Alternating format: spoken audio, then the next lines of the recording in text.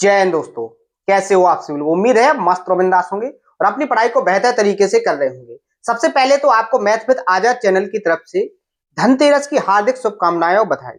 उम्मीद करते हैं, भगवान से एक कामना करते हैं कि आप सभी लोगों को इतनी मेहनत करने का जुनून दे कि आपके पास वो सारा का सारा धन हो जिससे आपकी हर एक उम्मीद पूरी हो सके। इन्हीं शुभकामनाओं के साथ आज का जो सेशन है उसको आगे कंटिन्यू करते हैं। मैंने जो एक नए बैच का आगाज किया है जिसका नाम है टारगेट बैच 1.0, इसमें आज का अपना चौथा सेशन होने वाला है और जो टॉपिक स्टार्ट किया था उसका आज तीसरा सेशन है। मैंने अरिथमेटिक्स के परसेंटेज टॉपिक को स्टार्ट किया था जिसमें अभी तक लास्ट में जो 2 सेशन हुए हैं उसमें मैंने आपको केवल और केवल परसेंटेज का बेसिक समझाया है। परसेंटेज से कैसे कॉन्सेप्ट बनेंगे ये सारी प्रोसेस मैंने आपको समझाई है, क्योंकि मैंने आपसे बोला है कि आपको जितने भी टॉपिक्स हैं, मैंने आपका मैथ का पूरा सिलेबस डिस्कस कर दिया है। सबसे पहला जो सेशन लिया था उसमें मैंने आपको सिलेबस ही डिस्कस किया था कि आपको हर एक एग्जाम को जिसमें मैथ आता है अगर उसको टारगेट करते हुए आगे बढ़ना है, यानी टारगेट इस तरीके का होना चाहिए कि अगर उसमें 20 क्वेश्चन आए तो आपसे 20 के 20 क्वेश्चन विद इन टाइम के अंदर बनना चाहिए। इसी मेथड को फॉलो करते हुए हर एक कैलकुलेशन को बहुत आसान तरीके से करने के लिए, सीखने के लिए मैंने बेस्ट कंटेंट को कंपाइल किया है और बेस्ट सीक्वेंस में आपको पढ़ाने की कोशिश करूंगा। और जिस सीक्वेंस में मैंने आपको ये चैप्टर दिखाए थे कि आपको मैथ के अंदर इस तरीके के टॉपिक पढ़ने हैं और इनके बारे में मैंने थोड़ा थोड़ा हिंट जरूर दिया था जिससे आपको एक अनुमान लग सके कि कौन से टॉपिक में हमें किस तरीके से पढ़ना पड़ेगा।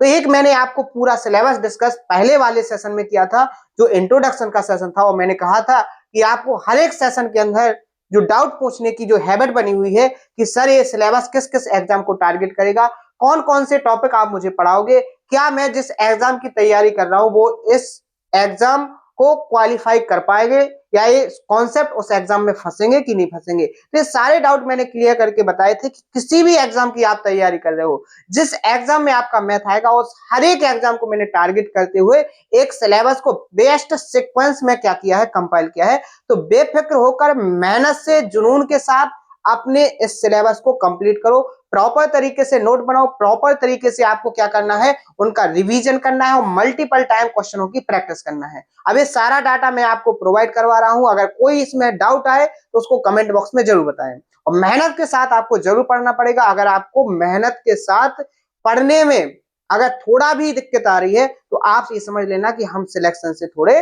दूर जा रहे हैं। आपको जितनी ज्यादा बोरियत फील होगी उतना ज्यादा आप सिलेक्शन से दूर जा रहे हो, आप अपनी उम्मीदों को पूरा करने से दूर जा रहे हो। तो अपनी उम्मीदों को, अपने सपनों को, अपनी माँ बाप की उम्मीदों को पूरा करना है तो मेहनत में 1% भी आपकी बोरियत नहीं होनी चाहिए। जितनी चाहो उतनी मेहनत करते जाओ, आगे बढ़ते जाओ। मेहनत कैसे करना है वो सारी प्रोसेस मैं आपको समझाने की कोशिश भी कर रहा हूं, ठीक है। तो आइए आज के सेशन में आगे बढ़ते हैं। सारा सिलेबस जिसको समझना है कि सिलेबस क्या है, किस किस एग्जाम को टारगेट करेंगे, इस प्रोसेस को समझने के लिए वो लास्ट के सेशन को जाए, देखे और बहुत अच्छे से उसको समझे, सारे के सारे सिलेबस को नोट करे। सिलेबस को नोट करना इसलिए इंपॉर्टेंट है क्योंकि आप लोग जानते हो जब आपके पास सारा का सारा कैलकुलेटिव डाटा होगा कि आपको ये सारा का सारा काम करना है, ये सारा का सारे टॉपिक्स पढ़ने हैं, तो फिर आप उस तरीके से अपने आप को एनर्जेटिक बनाओगे और आगे उस तरीके से उस एनर्जी के साथ आप कंटिन्यू करोगे। बात क्लियर है? तो सारी चीजों को जानना बहुत इंपॉर्टेंट है, बहुत अच्छे से समझना। 1% भी ऐसा नहीं है सेशन के अंदर जिसमें मैंने टाइम वेस्ट किया हो, आपको कंटिन्यू तरीके से पढ़ाया है। और एक बात और आपको ध्यान रखना है, अपने जो सेशन हो रहे हैं बिल्कुल लाइव जैसे सेशन हो रहे हैं, चाहे आप लाइव पढ़ लो और चाहे आप सेशन के थ्रू पढ़ लो, क्योंकि अपना ये सेशन ना तो एडिटेड है ना किसी तरीके से कोई भी इसमें एडिटिंग की जाएगी। आपको जैसा यहां पढ़ाया जा रहा है, जैसे लाइव में पढ़ाया जाता है सेम वैसे ही पढ़ाया जा रहा है और पूरा का पूरा एक रिदम में आपको पढ़ाया जाता है। तो मेहनत के साथ आप लोग पढ़ो, सारी चीजें आसान होने वाली हैं। परसेंटेज क्या है, परसेंटेज का बेसिक मैंने यहां बताया था, बहुत ही क्लियर तरीके से हर एक चीज को मैंने बहुत अच्छे से मैंने एक्सप्लेन किया था। तो उम्मीद है आपको अच्छे से समझ में भी आया होगा और मजा भी आ रहा होगा सेशन को पूरा देखने में। आपको उम्मीद ऐसे ही करते हैं हम कि आपको 1% बोरियत ना हो। और एक बात मैं आपको बताऊं, पढ़ाई में आपको इंटरेस्ट लाना पड़ेगा। अगर आप पढ़ाई में इंटरेस्ट लाओगे तो फिर आपकी बोरियत बिल्कुल भी नहीं होगी। और इसका एक बेनिफिट और होगा कि आपको कभी डिमोटिवेशन नहीं होगा, क्योंकि अभी फिलहाल में देखना बहुत सारे स्टूडेंटों के साथ एक कंडीशन बनती है, जैसे आप लोग या तो घर पर बैठ के पढ़ रहे हो या किसी लाइब्रेरी में बैठ के पढ़ रहे हो सकता है आप 1 से 2 साल पहले से भी तैयारी कर रहे हो और आप इस वीडियो को देख रहे हो। लेकिन जैसे ही मैंने कहा है कि आप मेहनत से पढ़ोगे और आपका सिलेक्शन होगा, इस बात को आपने सुना है और आपने अपने ऊपर इस बात को डिपेंडेंट किया है, आपने इस बात को अपने ऊपर लेकर सोचा है कि हाँ हम 2 साल से पढ़ रहे हैं और मेरा अभी तक सिलेक्शन क्यों नहीं हुआ है। तो कहीं ना कहीं इस बात को अपने ऊपर देखना कि क्या आप रियल में मेहनत कर रहे हो, क्या आप उस तरीके से मेहनत कर रहे थे जिस तरीके से एक सिलेक्शन के लिए जरूरी था, क्या आपने वो सारी चीजें इग्नोर की हैं जो आपके सिलेक्शन में बाधा बन रही थी। तो आप देखोगे कहीं ना कहीं आपने अपने टाइम को खराब किया है, अपने समय को सही तरीके से यूज नहीं किया है, कहीं ना कहीं बहुत सारी मिस्टेक आपने की है जो आपके सिलेक्शन में रुकावट बन गई है। क्या आप उन सभी चीजों को इग्नोर करके एक कंटिन्यू तरीके से मेहनत करने के लिए तैयार हैं? तो पूरी तरीके से आप पढ़ने के लिए तैयार होइए। जो अभी बहुत सारे स्टूडेंटों का एक डाउट रहता है कि हम मेहनत करते हैं, हम पढ़ते हैं, लेकिन हमारा सिलेक्शन 1 नंबर से रुकता है। तो वो 1 नंबर से क्यों रुक रहा है? कहीं ना कहीं हमारी मेहनत में कुछ ना कुछ तो कमी है, कहीं ना कहीं हम कुछ ना कुछ ऐसा तो कर रहे हैं जिससे हमारे नंबर 1-2 कम पड़ रहे हैं। ऐसा क्यों नहीं हो रहा है कि हमारे 5-10 नंबर सिलेक्शन की कट ऑफ से आगे आए? ऐसा भी तो पॉसिबल है। जब सिलेक्शन से कम नंबर आ सकते हैं तो हमारे नंबर सिलेक्शन से ज्यादा भी तो आ सकते हैं। तो अपन को उसी टारगेट को पूरा करना है कि हमारे फाइनल सिलेक्शन में 1-2 नंबर से सिलेक्शन ना रुके, हमारे सिलेक्शन के बाद भी 5 से 10 नंबर एक्स्ट्रा हो, जो फाइनल कट ऑफ हो उसमें भी हमारे 5 से 10 नंबर एक्स्ट्रा हो। तो फिर आपका समझ लो फाइनल सिलेक्शन है और इससे जो आपको खुशी होगी वो रिजल्ट के बाद से खुशी होगी कि हाँ जो मैंने आज फर्स्ट सेशन में सुना था वो मुझे लास्ट सेशन में देखने को मिला है और लास्ट सेशन के बाद जो हमें फाइनल रिजल्ट में सुनने को मिला है कि हमारे जो नंबर हैं वो कैसे हैं, फाइनल कट ऑफ से ज्यादा है। ठीक है, तो इसमें आपका बहुत ज्यादा कॉन्फिडेंस होगा और फिर आपको नए टारगेट बनाने में बहुत ज्यादा खुशी होगी। बात समझ में आई? तो मेहनत करोगे रिजल्ट बेस्ट होगा और मेहनत नहीं करोगे तो समझ सकते हो कि आपका रिजल्ट किस तरीके से आ सकता है। अभी तक आपने देखा भी है बहुत सारे स्टूडेंट आपके आसपास वाले हैं जो तैयारी कर रहे हैं कंटिन्यू तरीके से, लेकिन वो मेहनत से तैयारी नहीं कर रहे हैं, वो एक दिखावे की तैयारी कर रहे हैं, दिखाते हैं लोगों को, स्टेटस लगाते हैं कि हम इतना पढ़ रहे हैं इतना पढ़ रहे हैं, लेकिन उससे कोई फायदा होने वाला नहीं है। सिलेक्शन लेने वाले स्टूडेंट इस तरीके से पढ़ाई करते हैं कि उनका किसी को पता नहीं होता है। बात क्लियर है?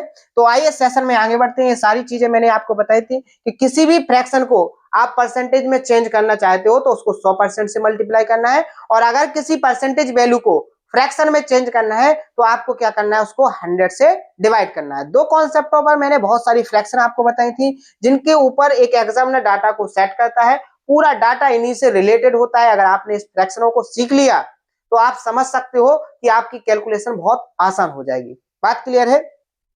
आज अपन आगे के कॉन्सेप्टों को सीखेंगे और आगे का कॉन्सेप्ट क्या है बहुत अच्छे से समझेंगे। यहां सबसे इंपॉर्टेंट कॉन्सेप्ट है, छोटे छोटे कॉन्सेप्ट हैं बेसिक लेकिन बड़े इंपॉर्टेंट हैं। छोटे छोटे कॉन्सेप्ट होने के बाद भी बहुत ज्यादा इंपॉर्टेंट है, आपकी कैलकुलेशन में बहुत ज्यादा बेनिफिट देंगे।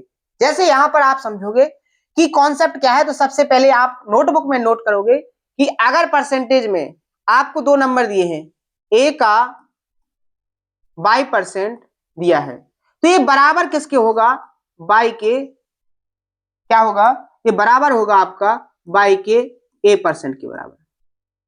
आप बोलोगे सर चेंजेस क्या है, यहां पर कॉन्सेप्ट कैसे आपने बना दिया इसको, तो आप बहुत ध्यान से समझना। यहां पर मैंने जो लिखा है उसको विथ प्रूफ के साथ समझेंगे। मैंने लिखा है कि A का 22% बराबर होगा आपका बी के बाई के A% के बराबर।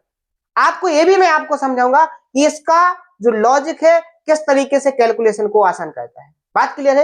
एग्जामिनर कैसे आपको कैलकुलेशन में फंसाता है और अगर आपने कॉन्सेप्ट को सीख लिया, कॉन्सेप्ट को समझ लिया तो फिर आप उसमें फंसने वाले नहीं हो।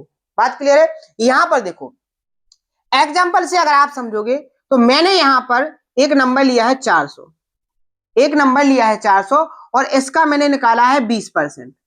कितना निकाला है? 20%। तो 20% की फ्रैक्शन वैल्यू आपको बहुत अच्छे से पता होगी कितनी होती है, 1/5। मैंने 1/5 लिया और जब इसको सॉल्व किया तो आपका कितना आ जाएगा 80। यानी जब मैंने 400 का 20% निकाला तो हमारे पास कितना निकला 80। कितना निकला 80। अब यहां पर मैंने दूसरा वही प्रोसेस निकाली कि मैंने फिर यहां पर निकाला 20 का 400%। कितना निकाला 20 का 400%। जब मैं इस परसेंटेज को हटाऊंगा, जब मैं इस परसेंटेज को हटाऊंगा तो सिंपल सी बात है हमें 100 से डिवाइड करना पड़ेगा। किससे डिवाइड करना पड़ेगा? 100 से डिवाइड करना पड़ेगा। बात क्लियर है यहां तक? मैंने जब इसको कैलकुलेट किया तो यहां पर आंसर आया है 80। आंसर कितना आया है? 80। लेकिन आप यहां पर ध्यान से देखोगे चेंजेस कितना हुआ है। यहां परसेंटेज 20 के साथ जुड़ा था और यहां परसेंटेज 400 के साथ जुड़ा है, लेकिन दोनों नंबर किस में है? मल्टीप्लीकेशन में, यानी कि गुणा के रूप में, मल्टीप्लाई फॉर्म में। किस फॉर्म में है? गुणा के रूप में है। और यहां पर गुणा के रूप में आपने परसेंटेज को रिप्लेस किया, यानी एक से दूसरे नंबर के साथ जोड़ा, लेकिन उसकी फाइनल सॉल्यूशन पर कोई इफेक्ट नहीं पड़ा। बात समझ में आई? यही बात मैंने यहां लॉजिक के रूप में लिखी थी कि आप यदि आप क्या करते हो, आप मल्टीप्लाई में परसेंटेज को आगे पीछे कर दोगे तो उसकी जो फाइनल वैल्यू होती है वो हमेशा सेम आएगी, इक्वल आएगी। और यही मैंने लिखा है कि अगर आप a का y% निकालोगे तो वो y के a% के बराबर ही होगा। और यहां पर मैंने एक एग्जांपल लेके बताया है, तो उम्मीद है आपको ये बेहतर तरीके से समझ में आ गया होगा। 1 मिनट का टाइम देंगे।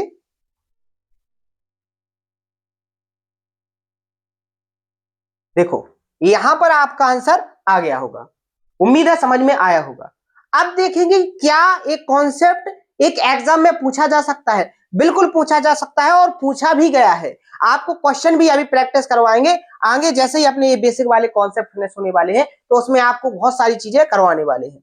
यहां पर देखिए, जैसे एग्जामिनर ने आपको दे दिया, क्या आपको दे दिया यहां पर 66.66 का आपको दे दिया यहां पर 27%। कितना दे दिया? 27%।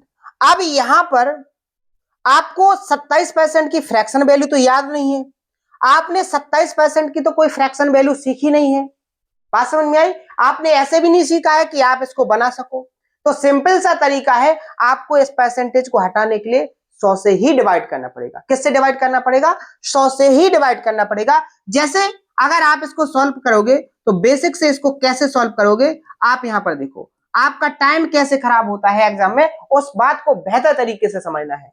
आप यहां पर देखोगे, इसको सॉल्व करोगे 66.66 इंटू में करोगे 27 और बटे में करोगे आप कितना, यहां पर 100। और यहां से इस डेसिमल को हटाओगे तो यहां भी आ जाएगा आपका 100। बात क्लियर है? आप लोग बहुत विशेष ध्यान से देखिए, क्या ये जो आपके सामने कैलकुलेशन है, इस कैलकुलेशन में करने में आपका 2 से 3 मिनट का जो टाइम होगा, 2 से 3 मिनट का जो टाइम होगा वो खराब होगा कि नहीं होगा? इसमें आपका ये जो 2 से 3 मिनट का टाइम है वो खराब होगा कि नहीं होगा? बिल्कुल होगा। आप कितने भी फास्ट कैलकुलेशन करने वाले हो, लेकिन आपका 2 से 3 मिनट का टाइम लग सकता है। और इसमें एक और चांस है कि आपकी कहीं ना कहीं थोड़ी सी सिली मिस्टेक होने पर आपका आंसर भी करेक्ट नहीं आ सकता है। टाइम खराब होगा एक बात वो अलग है, और अगर थोड़ी भी कैलकुलेशन में मिस्टेक हो गई, थोड़ी भी आप एक कोई कैरी छूट गए, कोई हासिल छूट गई अगर आपसे, तो वहां भी आपकी मिस्टेक होने के चांस है। और मैं आपसे क्यों कह रहा हूं, क्योंकि आप एक नॉर्मल प्लेस पर बैठ करके इस कैलकुलेशन को करोगे तो 100% चांस है कि आपके आंसर सही आएगा। लेकिन इसी कैलकुलेशन को अगर आप एक एग्जाम के हॉल में करोगे तो 95% आपके चांस बनते हैं कि कैलकुलेशन करने में भी आप मिस्टेक करोगे। बात क्लियर है? तो ये हो गया, आप बेसिक से करते। अब अगर आपने बहुत अच्छे से समझा है, अगर आपने एक कॉन्सेप्ट सीख लिया और इस कॉन्सेप्ट का आपने इस पर अप्लाई कर लिया, तो फिर देखो आंसर कैसे आने वाले हैं। आप यहां पर क्या करोगे, अभी जो परसेंटेज है, अभी जो परसेंटेज है वो 27 के साथ है। अगर परसेंटेज आपने 66.66 के साथ जोड़ दिया तो देखो आप कैसे करोगे, तो फिर हो जाएगा 27 इंटू 66.66%। और मैंने क्या आपको ये बात नहीं बताई कि 66.66% की वैल्यू आप कैसे निकालोगे? बिल्कुल आसान तरीके से मैंने आपको कल ही डिस्कस की थी कि अगर आपको 33.33% दी है तो ये होती है 1/3 की वैल्यू, और अगर आपको 66.66% की वैल्यू चाहिए तो वो होती है 2/3। कितनी होती है? 2/3। बात क्लियर है? यहां पर आप अगर अप्लाई करोगे तो क्या आप यहां पर इस तरीके से नहीं सॉल्व करोगे, यहां पर 2/3 नहीं लिख सकते? बिल्कुल लिख सकते हो। आप जब इसको आगे सॉल्व करोगे तो क्या आप इसको इस तरीके से नहीं लिख सकते? 3 9 27 और 9 का जब 2 में गुणा करोगे तो कितना आ जाएगा 18। तो क्या जो बात मैं बोल रहा था उस बात को आपने महसूस किया कि नहीं किया? यहां इस बात को महसूस आपको जरूर हो गई होगी कि हाँ, जो आप सर बोल रहे हो वो बिल्कुल 100% करेक्ट है कि अगर इस कॉन्सेप्ट को मैंने सीख लिया तो इस तरीके की कोई भी कैलकुलेशन हो हम उसमें फंस नहीं सकते हैं। और एग्जामिनर ज्यादातर ऐसे ही कैलकुलेशन में आपको फंसाने की कोशिश करता है और ऐसे ही क्वेश्चन देकर क्वेश्चन छोटा देगा। क्वेश्चन की जो लैंग्वेज होगी वो बहुत सिंपल होगी, छोटी होगी, लेकिन उसको कैलकुलेट करने में आपको बहुत ज्यादा प्रॉब्लम होगी। बात समझ में आई? तो इस तरीके से आपने इसको सॉल्व किया। ये कॉन्सेप्चुअली तरीके से है, कॉन्सेप्ट से है, ये आपने कॉन्सेप्ट से किया और ये किया है आपने बेसिक से। जब कॉन्सेप्ट से किया तो उसको करने में आपको 30 से 35 सेकंड से कम का समय लगा और इसको 3 से 4 मिनट का टाइम भी लग सकता है और आंसर भी सही नहीं आएगा। कैलकुलेशन देख रहे हो कितनी आसान हो गई। बात क्लियर है?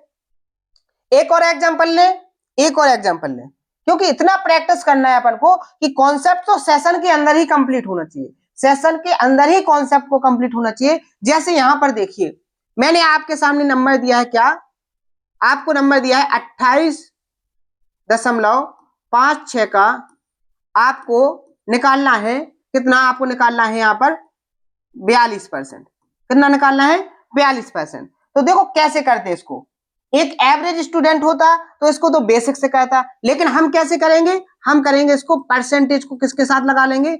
28.56 के। और ये मुझे कैसे पता कि हम 28.56 के साथ ही परसेंटेज लगाएं? क्योंकि हमने सीख रखी है फ्रैक्शन, हमने वो डाटा सीख रखा है जिस पर एक एग्जामिनर डाटा को सेट करता है, जिससे एक कैलकुलेशन को क्रिएट करता है। वो सारी की सारी कैलकुलेशन मैंने सीख रखी है, वो बेसिक फ्रैक्शन मैंने सीख रखी है और बहुत अच्छे से कंप्लीट की है। अब जैसे अगर आपने ये फ्रैक्शन नहीं सीखी है, इस वाली फ्रैक्शन को नहीं कंप्लीट किया है, तो फिर आप समझ सकते हो कि आपने मेहनत नहीं की है। मैं आपको पहले सेशन से बोल रहा हूं कि पूरी एनर्जी के साथ मैंने पूरे जोश के साथ पूरे कंटेंट को इस तरीके से एनालिसिस करके बहुत एक सीक्वेंस में कंपाइल किया है। तो उसके पीछे जो मेहनत है ना, वो बहुत ज्यादा मेहनत है। और मेहनत करने के लिए जब मैं नहीं झुका तो आपको भी नहीं झुकना है, आपको भी उस जी जान लगाकर मेहनत करना है जिससे आपकी उम्मीदें पूरी हो सके। और मैं एक 2-4 मिनट के मोटिवेशन के लिए ये वर्ड नहीं बोल रहा हूं, ये वर्ड आपकी एक एक रियल जो एक्सपीरियंस होता है उससे लिए गए हैं। मैंने जब मेहनत की है तो मुझे भी कहीं ना कहीं ये फील हो रहा था कि हाँ, कहाँ ये कंटेंट काम आएगा, कौन इसको पढ़ेगा। लेकिन हर एक उस कंटेंट को जब मैं बनाता गया तो खुद के अंदर इतनी एनर्जी आई कि नहीं, आप जो कंटेंट है एक सिलेक्शन के लिए जो आप मेहनत कर रहे हो कि किसी ना किसी का सिलेक्शन हो, किसी ना किसी की उम्मीदें तो पूरी हो, उसके लिए आपको मेहनत करना है और आप कंटेंट बनाइए, आपसे बहुत अच्छे से सारे लोग पढ़ेंगे। तो उम्मीद है ये आप 4 लोग पढ़ रहे हो, 5 लोग पढ़ रहे हो, 50,000 पढ़ोगे, कितने लोग पढ़ोगे, इससे मुझे बहुत ज्यादा मोटिवेशन होगा। लेकिन मेहनत से पढ़ोगे तो और ज्यादा मोटिवेशन मिलेगा और बहुत अच्छे से मुझे एनर्जी मिलेगी और आपके उम्मीदों, आपके सपनों को पूरा करने के लिए मैं और अच्छे से मेहनत करने के लिए अपने आप को क्या करूंगा? एनर्जेटिक बनाऊंगा। तो मेहनत से आप लोग पढ़ो, जो आपको सीखने के लिए दिए जाए वो पूरा का पूरा सीख के लाओ, पूरे के पूरे को मल्टीपल टाइम रिवीजन करो। आपके पास पढ़ाई के अलावा कोई काम नहीं है, आप मेहनत से बस उसको करते रहो। 4 से 5 महीने में सिलेबस कंप्लीट करो, 4 से 5 महीने में अच्छे से प्रैक्टिस करो और फॉर्म भरो, एग्जाम दो, फाइनल सिलेक्शन लो। इतनी सी प्रोसेस है। इस प्रोसेस को समझने के लिए पता नहीं बच्चे क्यों 4 से 5-5 साल लगा रहे हैं। ऐसा कोई एग्जाम नहीं है जिसमें इतना टफेस्ट क्वेश्चन दिया जाए कि आप उसको सॉल्व ना कर सको। एक क्वेश्चन इस तरीके से क्रिएट किया जा रहा है जिसको 20 से 25 सेकंड के अंदर सॉल्व किया जा सकता है। तो आप समझ सकते हो कि एग्जाम में क्वेश्चन का लेवल कितना ज्यादा हो सकता है। बशर्ते आप अपने आप को भ्रम में रखते हो कि क्वेश्चन पेपर टफ आता है। क्वेश्चन में कॉन्सेप्ट ऐसे आते हैं जो हमसे बनते नहीं है। मैं आपको बताऊं, मैंने जब एनालिसिस किया तो मुझे पूरा डाटा जो मैंने एनालिसिस करने के बाद देखा तो 70% जो क्वेश्चन होते हैं वो प्रीवियस ईयर एग्जाम में जो कॉन्सेप्ट पूछे गए हैं उन्हीं से रिलेटेड होते हैं। बाकी 30% क्वेश्चन ऐसे होते हैं जिनमें थोड़ा बहुत टाइम लगता है, लेकिन कुछ क्वेश्चन ऐसे होते हैं जिनमें आप अपना टाइम बचा सकते हो। यानी एक बैलेंस से एक एग्जाम को बनाया जाता है, उस बैलेंस को आपको समझना है और उस तरीके से आपको अपने आप को प्रिपेयर करना है, तो सिलेक्शन ऑटोमेटिकली आपको मिल जाएगा। यहां पर हम बात करेंगे जिस पर हम चर्चा कर रहे थे कि कैसे कैलकुलेशन करना है। तो यहां पर आप देखोगे इसको कैसे सॉल्व करोगे, 42 गुणे अब 28.56 को आप क्या लिख सकते हो, अगर हमारे पास 14.28% लिखा होता तो हम इसको लिखते 1/7। कहां से, फ्रैक्शन वैल्यू से, परसेंटेज की जो बेसिक फ्रैक्शन वैल्यू थी उससे हम इस बात को लिख सकते हैं। लिख सकते कि नहीं लिख सकते। अब यहां पर देखो, यहां 14 का 28 और 28 का 56 यानी 2 गुना किया गया है। अगर हम 2 से यहां गुणा करेंगे तो इस तरफ भी हमें 2 से गुणा करनी पड़ेगी। बात क्लियर है कि नहीं, बात क्लियर है, बात समझ में आई। तो यहां पर क्या हो जाएगा, ये हो जाएगा आपका 28.56% और ये हो जाएगा आपका 2/7। बात क्लियर है। तो यहां पर आप 28.56 को क्या लिख सकते हो, आप लिख सकते हो 2/7 और यहां जब सॉल्व करोगे तो यहां 6 आ जाएगा, 7 6 42 और 6 दूनी 12। कितना आसान कैलकुलेशन रहा। और आप इसका भयंकर रूप देखिए, अगर आप बेसिक से करते तो इसका भयंकर रूप देखिए कैसे बनता है।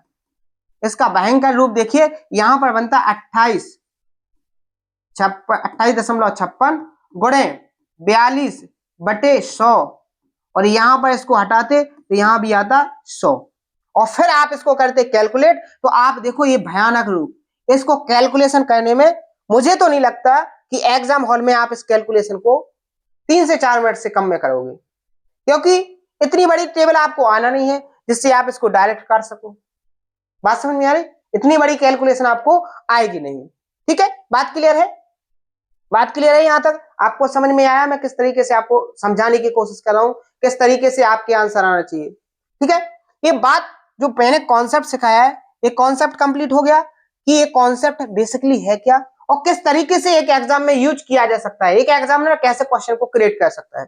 2 एग्जाम्पल मैंने लिए हैं, दोनों में मैंने डिफरेंस करके भी बताया कि अगर इसको बेसिक से करोगे तो कैसे सॉल्व होगा और स्मार्ट तरीके से, एक कॉन्सेप्चुअली तरीके से करोगे तो इसमें आपको कितना बेनिफिट होगा। बात क्लियर है, आगे बढ़े, नेक्स्ट कॉन्सेप्ट सीखो। नेक्स्ट कॉन्सेप्ट में आपको सिखाने वाला हूं कि एक बड़ी बड़ी फ्रैक्शन है, ये सारी छोटी फ्रैक्शन थी जिनको आपने देखते ही पता कर लिया। अब जैसे एक बड़ी फ्रैक्शन है उसको आप कैसे निकालोगे, जैसे आपके सामने एक नंबर है 111.11% और इसका आपको परसेंटेज हटाना है। क्या करना है, इसका आपको परसेंटेज हटाना है। तो आप कैसे विद इन सेकेंड में कि 2 से 3 सेकंड में आपका आंसर आ जाए, उसकी क्या प्रोसेस है, कैसे आप निकालोगे। तो बेसिक का तो आपको पढ़ाया ही गया है, स्टार्टिंग में ही बताया गया है कि अगर आपको परसेंटेज हटाना है तो आपको करना क्या है, 100 से उस नंबर को भाग कर देना। क्या कर देना है, 100 से उस नंबर को भाग कर देना है। डेसिमल हटाओगे 2 जीरो और बढ़ जाएंगे तो नंबर बन जाएगा आपका 11/10,000। बात क्लियर है, इसको कैलकुलेट करोगे और आपकी फ्रैक्शन बनके तैयार हो जाएगी। लेकिन मैं इसको कैलकुलेट नहीं कर सकता, मैं इसको कैलकुलेट नहीं कर सकता क्योंकि हमारे पास इसके लिए टाइम नहीं है। इसको कैलकुलेट करने के लिए हमारे पास टाइम नहीं है, हमारे पास टाइम नहीं है। और ये जो तरीका है ये रद्दी तरीका है, सिलेक्शन वाला तरीका नहीं है। इससे हमारा सिलेक्शन नहीं हो सकता है, इससे हमारे सपने पूरे नहीं हो सकते हैं। अगर हमने इस अप्रोच को फॉलो किया तो हम एग्जाम में अगर 100 क्वेश्चन आएंगे तो 20 क्वेश्चन भी मुश्किल में सॉल्व कर पाएंगे। हमें करने हैं 100 में 100 क्वेश्चन सॉल्व। हमें कैसे करने हैं, 100 में 100 क्वेश्चन सॉल्व। तो उसके लिए हमें एक्स्ट्रा एफर्ट डालने पड़ेंगे, वो एफर्ट सीखने पड़ेंगे जिससे हम क्या कर सकते हैं, क्वेश्चन को सॉल्व कर सकते हैं। तो फिर आपने कहा सर कैसे करेंगे, हमने कहा सर बिल्कुल करेंगे। अगर आपने हमारे तरीकों को सीखा है, जो अभी तक मैंने आपको कॉन्सेप्ट बताए, अगर आपने उनको सीख लिया तो समझो इसको देखते ही कर रहे। कैसे, तो आपसे मैं बोलूंगा 111.11% लिखा है, क्या मैं इसको इस तरीके से लिख सकता हूं, क्या मैं इसको इस तरीके से लिख सकता हूं। ये जो मैंने आपके सामने लिख दिया है, इसको लिखने में, इसको समझने में किसी भी स्टूडेंट को, किसी भी भाई को 1% का डाउट तो नहीं है, 1% का डाउट तो नहीं है। अगर डाउट आएगा तो फिर आगे का समझ में नहीं आएगा। अब एक बात और समझना है, आपको ये बताया गया है कि 100% जहां होगा हम उसको 1 लिख सकते हैं। ये बात आपको क्लियर हो गई कि नहीं हो गई, जहां पर 100% लिखा होगा उसको 1 लिख सकते हैं, बिल्कुल लिख सकते हैं। आगे अगर हम बढ़ेंगे तो मैंने आपको एक फ्रैक्शन सिखाई थी, 11.11% जहां पर लिखा होगा वहां पर क्या हम 1/9 लिख सकते हैं, बिल्कुल लिख सकते हैं। सर आपने हमें यहाँ पर सिखाया था, कहां पर सिखाया था, जब आपने परसेंटेज की फ्रैक्शन वैल्यू सिखाई थी तो आपने लिखा था 1/9। तो आपने दो तरीके से सिखाया है सर, दोनों तरीके से मुझे याद है और मैं दोनों तरीके से यहाँ पर डाटा को रख सकता हूं। दोनों तरीके से मैं डाटा को रख सकता हूं और दोनों तरीके से मुझे याद है। तो इसी डाटा को हम यहाँ पर रखेंगे और आगे देखेंगे कितना कमाल का डाटा है जो आपकी कैलकुलेशन को जीरो बना देता है। कितने कमाल का डाटा है कि आपकी कैलकुलेशन को जीरो बना देता है। यहाँ पर देखिए 11.11% को आप क्या लिखोगे 1/9। इसको जोड़ेंगे सर कैसे, यहाँ पर 1 ले लेंगे, फ्रैक्शन को सॉल्व करेंगे, 9 एकम 9 और 1 10, तो आंसर कितना आ जाएगा आपका 10/9। और ये क्या हो जाएगी आपकी, ये हो जाएगी 111.11% की क्या फ्रैक्शन वैल्यू, क्या हो जाएगी फ्रैक्शन वैल्यू। चाहे आप इसको कैलकुलेट करते रहो और इसी में अपने टाइम को बर्बाद कर लो, या फिर जो मैंने सिंपल सा डाटा आपको सिखाने की कोशिश की उसको 2 से 3 घंटे का टाइम देके लाइव टाइम के लिए ऐसी कैलकुलेशन को जीरो बना लो कि आप कैलकुलेशन को देखो और सेकंडों में, चुटकियों में हर एक डाटा को सॉल्व कर लो। इससे आपका सिलेक्शन होगा, इससे क्या होगा, आपका सिलेक्शन होगा। और ये केवल बोलने बात के लिए नहीं, आपको भी अगर मेहनत से पढ़ रहे होंगे तो इस बात को आप बहुत अच्छे से, बहुत शानदार तरीके से फील कर रहे होंगे। हाँ डिफरेंट है, हम टाइम को जहां खराब कर रहे थे पूरा पढ़ने के बाद, जहां हमारा टाइम खराब हो रहा था, वो गलती हम कहां कर रहे थे, वो गलती कर रहे थे कि आप सारी की सारी कैलकुलेशन इस बेसिक तरीके से करने में लगे हुए थे। आपने स्मार्ट अप्रोच से तो क्वेश्चन को सॉल्व किया ही नहीं। जो एक एग्जामिनर ने एक करेक्ट तरीके से, जो एक राइट तरीके से एक एग्जामिनर ने जो क्वेश्चन किया है जिस थिंकिंग के साथ, उसकी थिंकिंग को, उसकी सोच को तो हमने कभी परखा ही नहीं है कि एक एग्जामिनर का माइंड किस तरीके से क्या कर रहा है, क्वेश्चन क्रिएट कर रहा है। जब हम एक एग्जामिनर के माइंड को रीड कर लेंगे कि एग्जामिनर बेसिकली क्वेश्चन कैसे बनाता है, तो फिर आपको वो सारी चीजें समझ में आएंगी कि क्वेश्चन को सॉल्व कैसे करना है।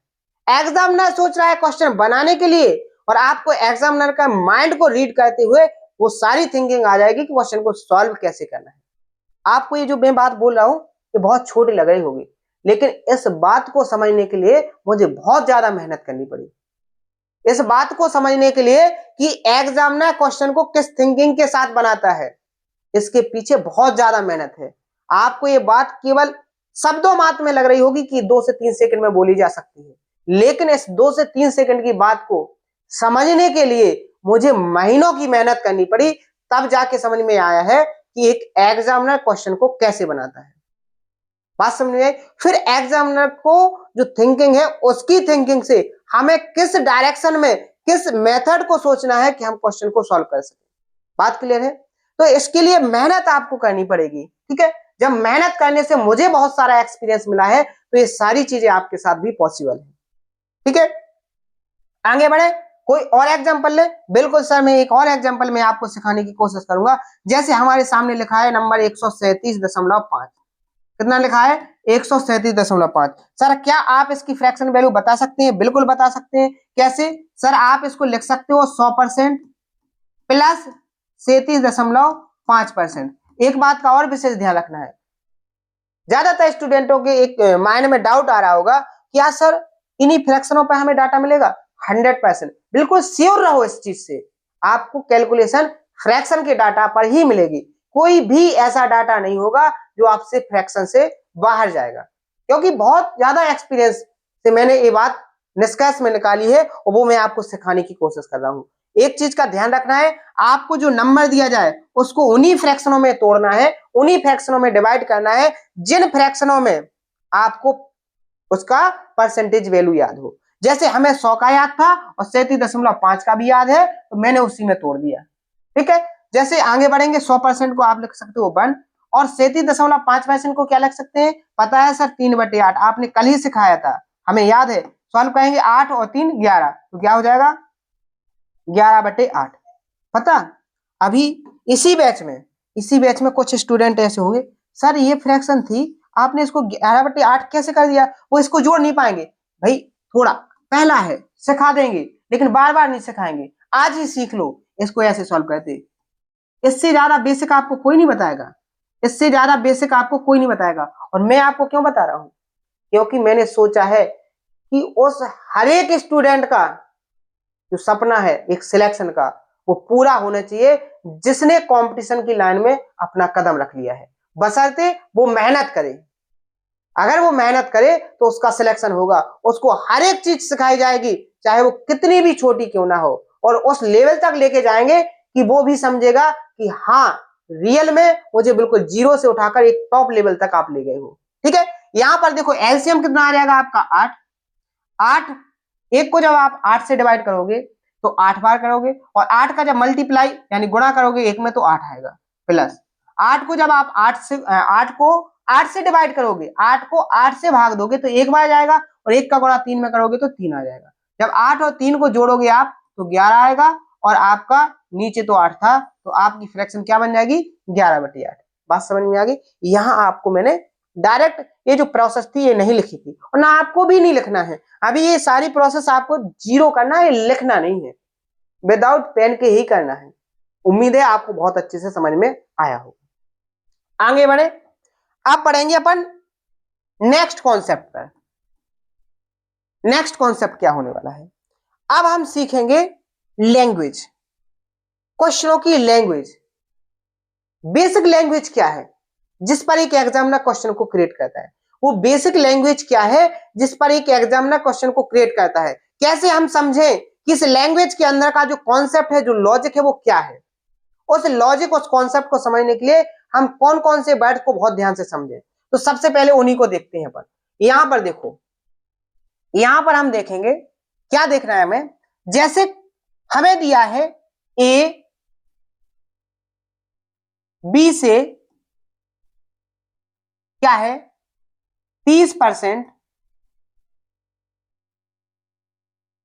ज्यादा है। बात को ध्यान से समझना, बात को ध्यान से समझना, लैंग्वेज को देखो, और एग्जामिनर आपसे बोले तो ए और बी का अनुपात क्या होगा। बेसिक लैंग्वेज है, सबसे पहली लैंग्वेज है बेसिक में जिस पर एक एग्जामिनर क्वेश्चन को क्रिएट करता है। अब यहां पर देखो, उसने कहा है कि ए बी से 30% ज्यादा है, ए बी से 30% ज्यादा है, तो आपको ए और बी का अनुपात, रेशियो क्या होगा, ये बात आपको बतानी है। तो सिंपल सा तरीका है। अब आपके सामने कोई डाटा नहीं है, ये हो गया आपके सामने ए और ये हो गया आपके सामने बी।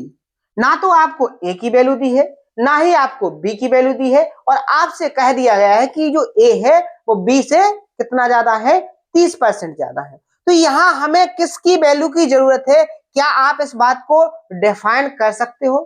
क्या आप इस चीज को समझ गए हो कि हमें किसकी वैल्यू पता होती तो हम किसकी वैल्यू निकाल लेते? इस बात को क्या आप समझ सके हो? बिल्कुल समझ गए होंगे। आप समझ गए होंगे कि अगर मुझे बी की वैल्यू पता होती तो बी का हम 30% निकालते, और बी की वैल्यू में जोड़ करके वो जो वैल्यू मिलती वो हो जाती आपकी ए की। लेकिन हमारे पास तो बी की वैल्यू है ही नहीं, हमारे पास बी की वैल्यू है ही नहीं। तो हम कैसे सॉल्व करेंगे? तो हमारे पास तरीका है कि जब भी हमने मैथ को सीखा है तो स्टैंडर्ड क्लासेस में हमें बताया गया है कि जब कोई डाटा ना दिया हो तो हम उसको कुछ ना कुछ मान लेते हैं, हम कुछ ना कुछ मान लेते हैं। एक्स मान लेते हैं, वाई मान लेते हैं, जेड मान लेते हैं, संख्याओं में कुछ भी हम मान सकते हैं, लेकिन कुछ ना कुछ हम डाटा मान सकते हैं। बात क्लियर है? ये बात आपको पहले से बहुत अच्छे से पता होगी। लेकिन यहां तो हम कंपटीशन की लाइन में है, क्या हम ऐसे डाटा को मान सकते हैं जो बहुत कैलकुलेटिव हो? बिल्कुल नहीं मान सकते हैं, क्योंकि आपको समय भी बचाना है, समय बचना चाहिए आपका। एग्जाम में डाटा किस तरीके से मानना है इस पर विशेष ध्यान देना है आपको। वो तरीके कौन से होने चाहिए, वो डाटा कौन सा होना चाहिए जिससे आपकी कैलकुलेशन आसान हो, उसको भी समझना है। वही मैं आपको समझाने की कोशिश कर रहा हूं कि आप यहाँ बी की वैल्यू को कुछ भी मान सकते हो, जो आप चाहो वो मान सकते हो। आप वेरिएबल में भी मान सकते हो, नॉन वेरिएबल में भी मान सकते हो, यानी कि आप चर में भी मान सकते हो और अचर में भी मान सकते हो। आपकी जितनी ज्यादा क्षमता हो उतने बड़े नंबर को आप मान सकते हो। लेकिन मैं आपसे यही सजेस्ट करूंगा कि जिस नंबर को आप मानो उसकी कैलकुलेशन 0 हो, आसान कैलकुलेशन हो। ऐसा ना हो कि आपने जिस डाटा को माना है उसी कैलकुलेशन को आप बहुत टाइम में कर पाओ। तो मैंने आपसे कहा है कि जहां परसेंटेज की बात चल रही हो, जहां परसेंटेज की बात चल रही हो, तो आपको 100 मान के करना है। क्या मान के करना है? 100, क्योंकि परसेंटेज का मतलब ही 100 है। परसेंटेज का मतलब ही 100 है। तो यहां पर मैंने डाटा मान लिया, मैंने बी की वैल्यू को मान लिया 100। बी की वैल्यू को क्या मान लिया? 100। अब हमें निकालना है ए की वैल्यू को। तो बी की वैल्यू से ए की वैल्यू 30% ज्यादा है, तो हम बी का 30% कैसे निकालेंगे? 100, बी की वैल्यू 100, 30% निकालेंगे। तो इस तरीके से एक तो हम 30% की फ्रैक्शन वैल्यू को याद रख सकते हैं, कितनी होती है? 3/10। और जब हम इसको सॉल्व करेंगे तो आंसर कितना आ जाएगा हमारा? 30। यानी जब हमने 100 का क्या निकाला? 30% निकाला तो 30 मिला। तो ए की वैल्यू क्या हो जाएगी? 100 से कितनी? 30 ज्यादा, यानी 130। लेकिन हमसे वैल्यू नहीं पूछी है, हमसे रेशियो पूछा है। और जब हम रेशियो लेंगे तो आपको बहुत अच्छे से पता है, 1 0 से 1 0 कैंसिल हो जाएगा। रेशियो आ जाएगा हमारा क्या? 13/10। कितना आ जाएगा? 13/10। बात समझ में आई कि नहीं आई? आंसर क्या आ जाएगा हम अपना, जो एक एग्जाम ने पूछा था, ए और बी का रेशियो 13/10। ये हो गया पहला तरीका। ये हो गया आपका पहला तरीका, जिसमें आपको डाटा मानना पड़ेगा, जिसमें आपको कोई ना कोई वैल्यू माननी पड़ेगी। बात क्लियर है?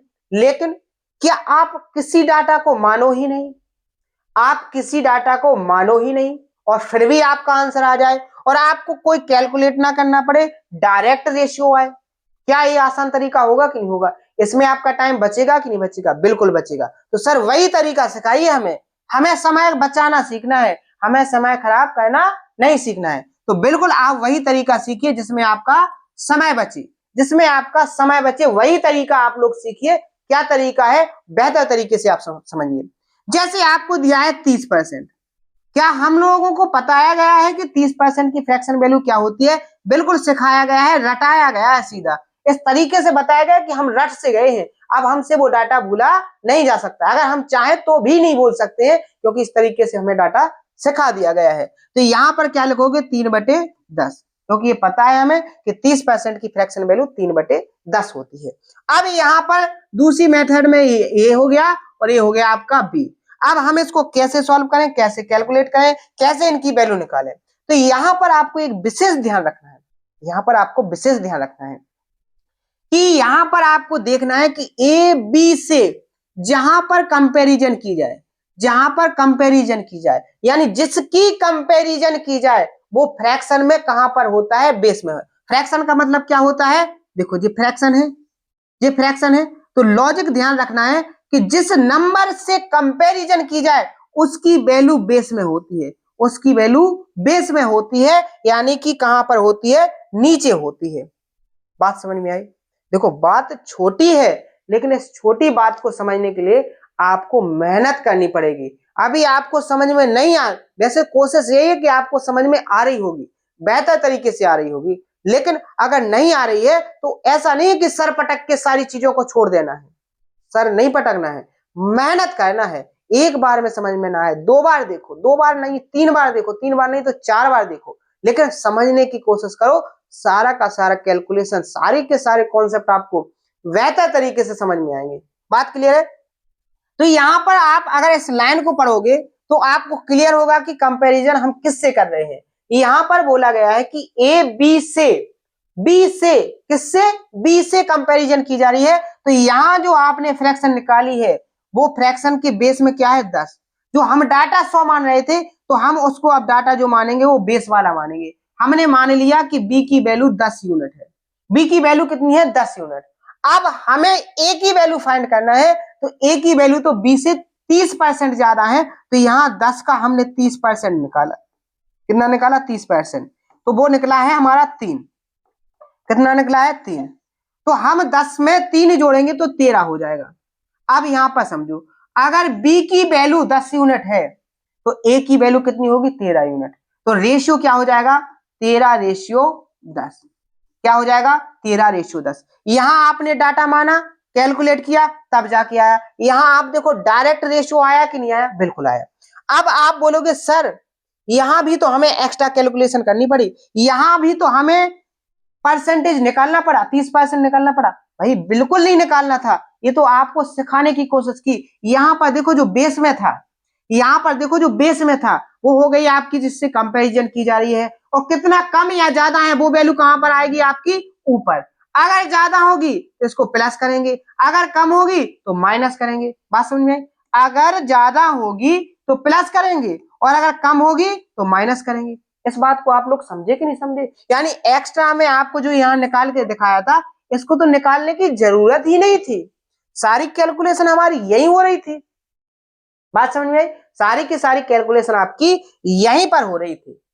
तो उम्मीद है आपको बेहतर तरीके से समझ में आया होगा। यहां आपने केवल ये कैलकुलेशन 20 से 25 सेकंड की है, सेकंड की बात बोल रहे हैं हम। ये किसकी है? 20 से 25 सेकंड की बात है, फिर भी आपको 35 सेकंड मिलना है। तो ऐसे आप क्वेश्चन को सॉल्व करोगे तो कितना टाइम लगेगा आपको क्वेश्चन को सॉल्व करने में?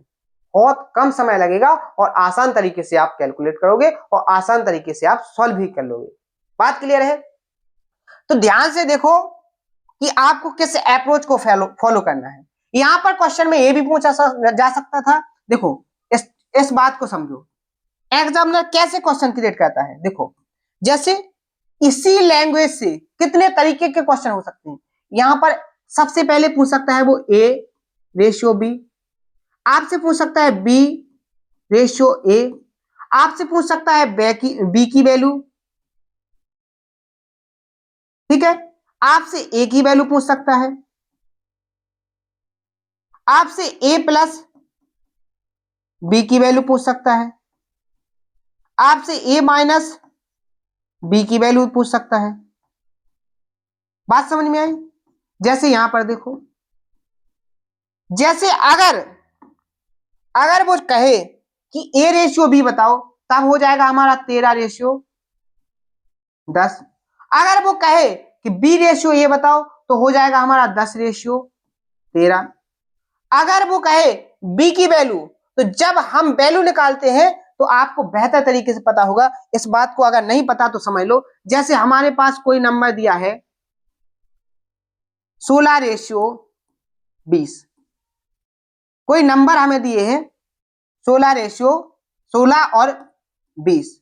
अब हमें इसका रेशियो निकालना है, तो हम क्या कहते हैं, रेशियो निकालने के लिए मैक्सिमम टेबल से जिससे डिविजिबल होगा उससे भाग कर देते हैं। तो ये 4 से दोनों नंबर डिवाइड हो रहे हैं, तो 4 चौके 16 और 4 पंचे 20, ये क्या हो गया रेशियो। यानी इसमें से भी हमने 4 से डिवाइड किया और इसको भी हमने 4 से डिवाइड किया, यानी दोनों नंबर में से हमने क्या किया, सेम नंबर से विभाजित किया। अगर हमें यहाँ पर रेशियो को हटाना हो तो किसी ना किसी सेम नंबर से हमें मल्टीप्लाई करना पड़ता है कि नहीं करना पड़ेगा, क्योंकि जब अनुपात हटाएंगे तो एक कॉमन नंबर से हमें दोनों संख्याओं में मल्टीप्लाई करना पड़ेगा। दोनों मतलब जितनी रेशियो में संख्या होंगी, रेशियो तो देखो 3 नंबर का भी हो सकता है, 4 नंबर में भी हो सकता है, कितने भी नंबर में रेशियो हो सकता है। अगर इन सभी का हमें रेशियो हटाना है तो इन सभी के साथ हमें क्या करना पड़ेगा, कॉमन नंबर से क्या करना पड़ेगा, मल्टीप्लाई करना पड़ेगा कि नहीं करना पड़ेगा। और कॉमन नंबर से क्यों करते हैं, क्योंकि जब कॉमन नंबर से एक कॉमन नंबर से विभाजित करते हैं तो कॉमन नंबर से गुणा भी करना पड़ेगा। बात समझ में आई? तो यहां इस बात को समझो, यहां समझो, अगर हम b की वैल्यू लेंगे तो b की वैल्यू कैसे निकलेगी। अगर अनुपात 13:10 का है, 13:10 का है, तो यहाँ a की वैल्यू 13 और a की वैल्यू क्या हो जाएगी 13x और b की वैल्यू कितनी हो जाएगी 10x। तो यहाँ b की वैल्यू कितनी हो जाएगी 10x, a की वैल्यू कितनी हो जाएगी 13x। अगर हम a प्लस बी की वैल्यू की कहेंगे 13 और 10 कितना हो जाएगा, 13 और 10 23x। अगर हम a माइनस बी की बात करेंगे तो कितनी हो जाएगी 3x। बात समझ में आई? तो देखो एक लैंग्वेज से एक तरीके से, दो तरीके से, तीन तरीके से, 4 5 6 तरीके से क्वेश्चन क्रिएट किया जा सकता है।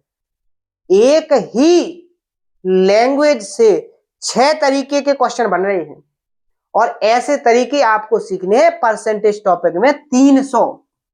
कितने तरीके सीखना है, परसेंटेज ही टॉपिक में ऐसे आपको 300 तरीके सीखना है। और 300 तरीके से अगर आपने 6 गुना कर दिया तो कितना 1800 क्वेश्चन केवल परसेंटेज से ही सीख चुके हो आप।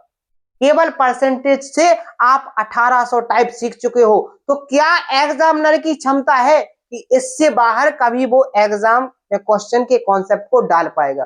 कभी नहीं डाल पाएगा। तो आपको कम से कम कंटेंट के थ्रू कम से कम समय में वो चीज सिखाने की कोशिश की जा रही है जिसके बाहर एक एग्जामिनर कभी सोच नहीं पाएगा।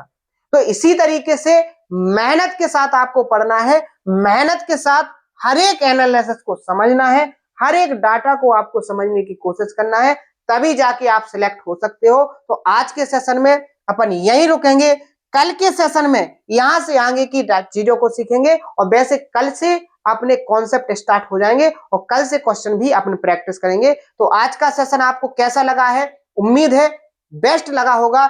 इसको आपको कमेंट में जरूर बताना है कि सेशन कैसा लगा, क्योंकि जब आप लोग बताओगे कि सेशन किस तरीके का है, ऑडियो जो वॉइस है मेरी वो किस तरीके से आ रही है, क्या सेशन में कोई प्रॉब्लम है, क्या आपको कोई कठिनाई लग रही है, क्या सेशन धीरे चल रहे हैं, क्या सेशन को थोड़ी और गति देनी चाहिए, क्या थोड़ी स्पीड में पढ़ाना चाहिए कि थोड़े स्लो करना चाहिए, किस तरीके से मैं आपको पढ़ाऊं, वो सारी की सारी राय आपको कमेंट बॉक्स में जरूर देना है। और मेरी पढ़ाई मेरे तरीके कैसे आपको लग रहे हैं इसको भी बताना है, क्योंकि आपके द्वारा बताए गए हर एक एडवाइस को मुझे पॉजिटिव डायरेक्शन में लेकर के खुद के ऊपर काम करना है, जिससे मैं भी एक मेहनत के साथ आपके सामने निखर करके इस तरीके का बन पाऊं कि जो मैं आपको बोल दूं वो पूरा का पूरा आपके सिलेबस से रिलेटेड हो और आपके एग्जाम में बिल्कुल 100% आने के चांस हो। तो आज के सेशन में इतना ही, मिलते हैं नेक्स्ट सेशन में इसी जोश और उम्मीद के साथ।